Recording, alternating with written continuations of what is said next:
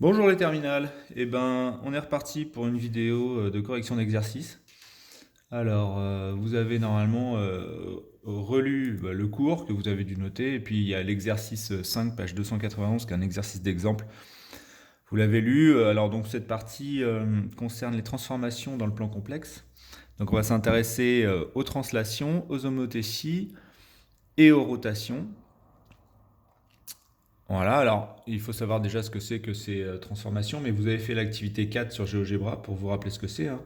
Juste comme ça pour se le redire, donc la translation ça va être une transformation où on va glisser la figure en fonction d'un vecteur dont on connaîtra la fixe, hein, pour les complexes. La rotation, eh bien, il y a un centre de rotation et un angle, hein. On va faire tourner la figure transformée autour, ou le point en tout cas pour ce qui nous concerne, du centre de rotation avec un angle donné. Et puis l'homothétie, c'est un agrandissement. Voilà. Euh, donc on va s'intéresser à ça. Donc grosso modo, hein, pour la translation, on va ajouter un affixe. Pour la rotation, on va multiplier par un complexe de module 1. Et puis pour qu'est-ce qui nous manque, l'homothétie, on va multiplier par un nombre réel, l'affixe. Donc allons-y. Donc là on a l'exercice 24 d'abord, 24, page 293. Donc on nous dit qu'il y a une transformation, hein, qui transforme un point M en un point M', d'affixe Z' est égal à Z plus 2. Voilà, quand on regarde notre cours, le cours dit que si on a Z' égale à Z plus B, c'est une transformation, enfin c'est une translation de vecteurs d'affixe B. Donc ici, c'est une translation de vecteurs d'affixe 2. Alors un vecteur d'affixe 2, c'est quoi? Si je me place dans un plan, eh bien un vecteur d'affixe 2, ça va être un déplacement de 2 unités à l'horizontale.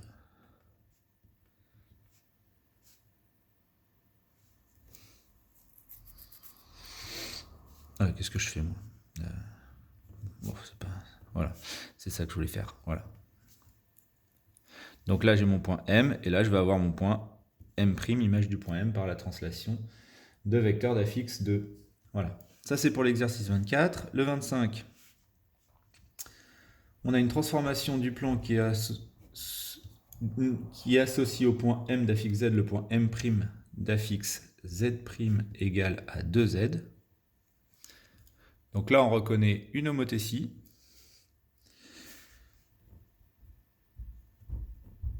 Alors moi ça je le sais parce que j'ai revu mon cours, hein, il n'y a pas 36 formes. C'est une homothétie de centre l'origine et de rapport 2.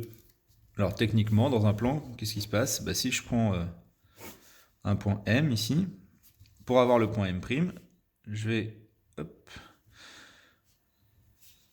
tracer cette ligne, tracer ce segment là qui aura pour origine l'origine du repère O, pour extrémité M' de telle manière que OM' soit 2 fois la valeur de OM. Hein, on a doublé la longueur entre O et M. Voilà. Et pour le dernier, le 26,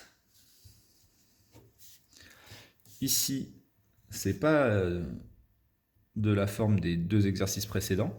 On remarque qu'ici, on a un nombre imaginaire, on a un nombre complexe. Donc là, on est plutôt dans le cas d'une rotation. Donc ici, on a EIθ de notre cours, hein, qui doit être égal à I. Bon, I tout seul, comme ça, en fait, c'est 0 plus 1 I.